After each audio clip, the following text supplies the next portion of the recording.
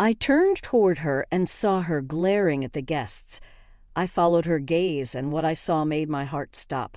My mother-in-law was making her grand entrance with a smug look on her face.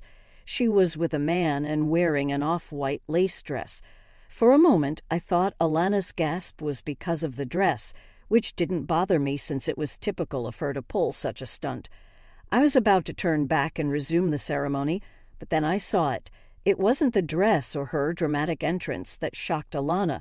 It was the man she was with, my abusive ex-husband, Joseph.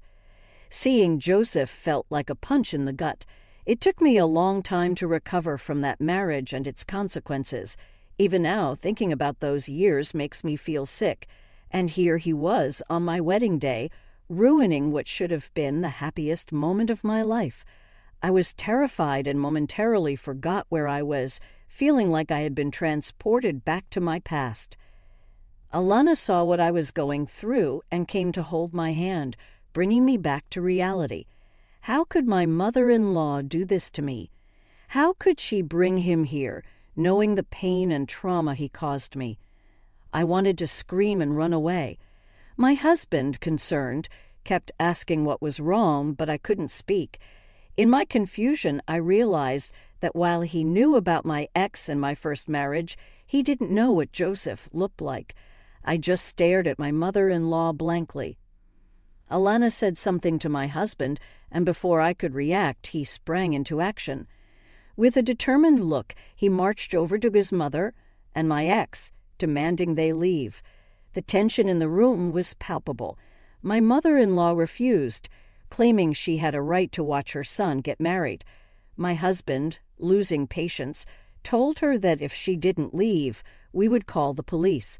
She argued that she had done nothing wrong, but I felt sick and needed to sit down. My bridesmaids and mom did their best to calm me down, handling the situation as best they could. The only part of the conversation I actually heard was my husband threatening to call the police on my mother-in-law for bringing someone I had a restraining order against. My ex then spoke, sending chills down my spine. He claimed the restraining order had expired and the law couldn't do anything about it. I had completely forgotten about that. My ex continued, telling my husband he should be glad his mother was trying to stop him from marrying me, claiming I would ruin his life as I had ruined his. There were gasps from the guests. I couldn't believe what was happening. Before he could say more, my husband ran over and punched him in the face. Chaos erupted. Our groomsmen had to step in to defuse the situation, and my ex was eventually thrown out of the venue. By then, someone had called security as well. My ex didn't come back, but my mother-in-law was still there. At that point, it had been almost an hour since this whole drama started. In my head, I accepted that my wedding was over and I wasn't getting married that day. I wasn't even feeling sad anymore. I was just numb. My bridesmaids had taken me inside, and I was sitting in the dressing room alone because I needed some breathing space. I was wondering what to do next when I heard a knock at the door. It was my husband. He asked if he could come in, and of course I said yes. He sat down and apologized for everything that had happened. He said he should have been firmer with his mom from the beginning and not let things get this far. He asked me to forgive him. I couldn't believe this man. Here I was, blaming myself for everything, and he was asking for forgiveness. I broke down, and we both started crying. After I was more stable, I told him he had nothing to apologize for. We sat in silence for a while, holding hands. After some time, he told me he had asked the guests to leave, and only our wedding party was still there. He said, although it wasn't how we hoped things would be, he wanted nothing more than to marry me.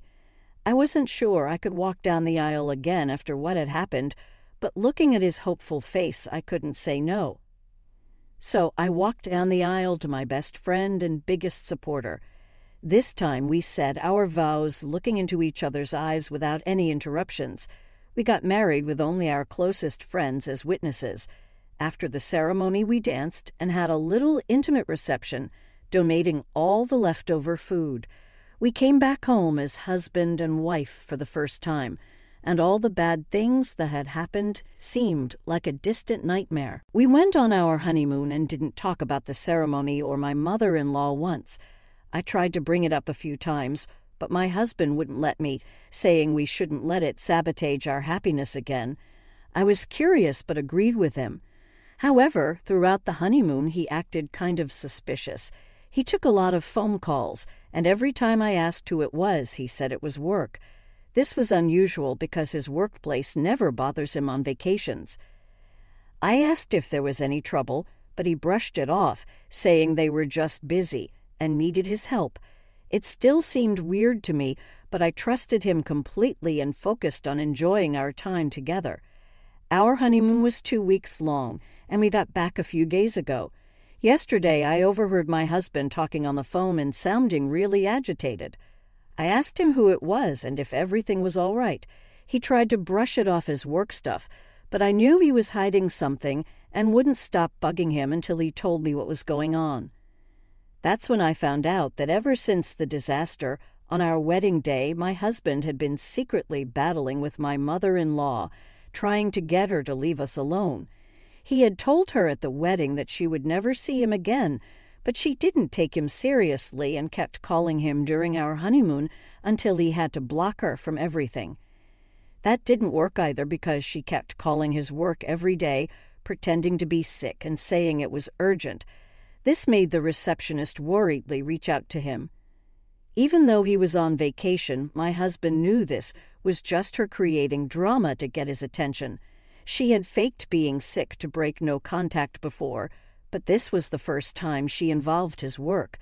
My husband didn't want his co-workers to find out about these things, so he unblocked her and reached out. She was hysterical, claiming she was extremely sick and needed him to come to her immediately.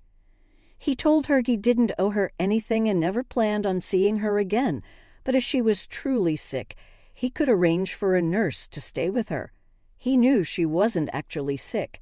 She threw a fit, saying she didn't want a stranger living with her when her own son was available. She knew we were on our honeymoon. My husband lost his patience and told her if she couldn't accept his help, there was nothing else he could do, then hung up. She wouldn't accept this and kept calling him relentlessly. It got to the point where my husband had to tell his secretary not to take her calls or messages anymore. Around this time, I noticed something was up and confronted him. He didn't want her interrupting our honeymoon and upsetting me, so the next morning he called her and told her if she didn't stop, she'd never see him again. He hung up before she could respond, and she didn't call again for the rest of our honeymoon. But of course, it wasn't that simple. She waited until we were back from our honeymoon. My husband thought she had decided to leave us alone, but he was wrong. Her lawyer reached out, saying if he didn't start responding to her, she'd file an elder abuse case against him for neglecting her during a time of serious illness. When he asked what illness, the lawyer claimed we were causing her mental trauma by cutting her off, affecting her blood pressure. Let me be clear. My mother-in-law has no record of blood pressure issues. This was just a plot to make him feel guilty or create enough of a scene to make him break no contact. We all know this, but she'd never admit it. The conversation I overheard my husband having was with his lawyer. Both lawyers suggested we should resolve this ourselves rather than go to court. My husband's lawyer said fighting this would be tedious, and family courts are usually soft on elders, making it a waste of time.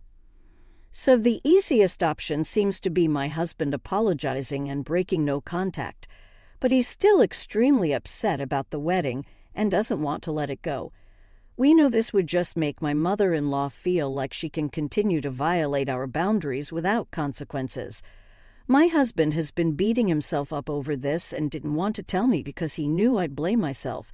He told me he's okay with taking it to court, and that if I didn't want us to be in contact with my mother-in-law, we wouldn't be, no matter what. I'm extremely conflicted.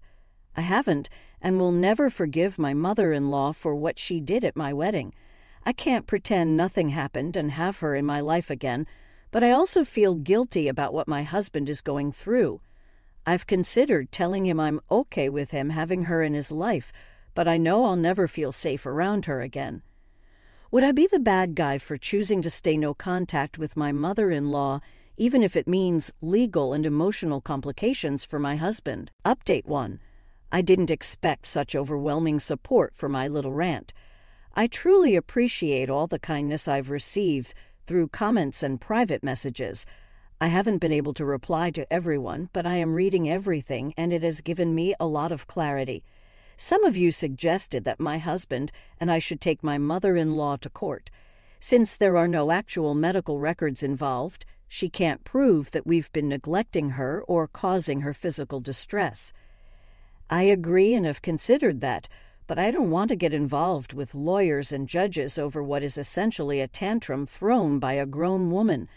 I've been talking to my husband, and we are considering breaking no contact with my mother-in-law. We've gone over every possible scenario, and we think it would be simplest if my husband goes back to being in contact with her. However, we've decided that even if they are on speaking terms, I won't be. I never want to see my mother-in-law again, and my husband agrees. He will make it clear to her that she is not allowed to visit our home or contact me ever. I'm not 100% happy with how things have turned out, but at least I won't have to deal with her again. I'm trying to see the silver lining in all this drama. Some of you have also asked if I am considering taking any action against my ex.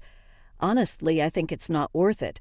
I'm sure it was my mother-in-law who reached out to him. I don't know what she was trying to achieve.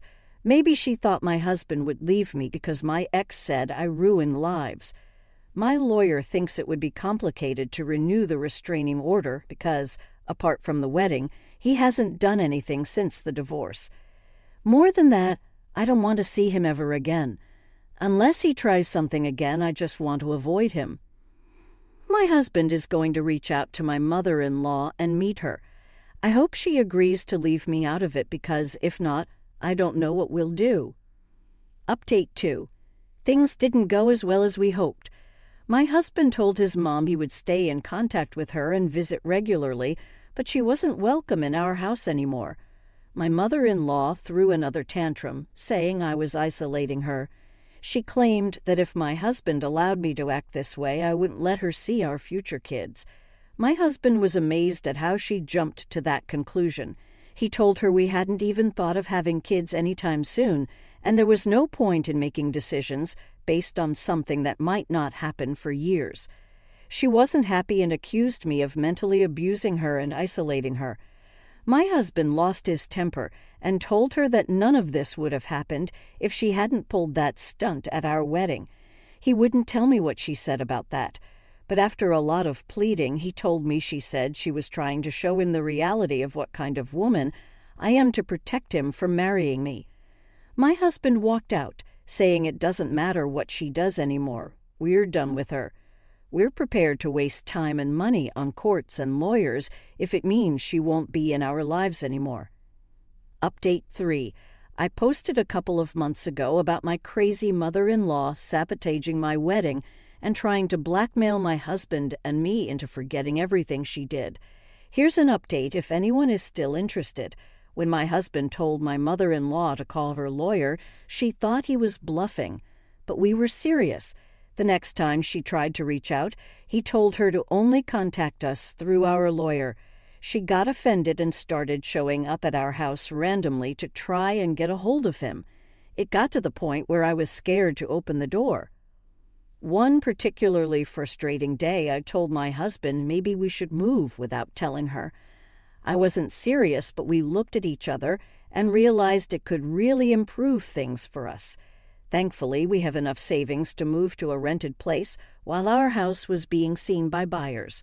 We contacted a realtor, put up a for sale sign, and moved almost overnight.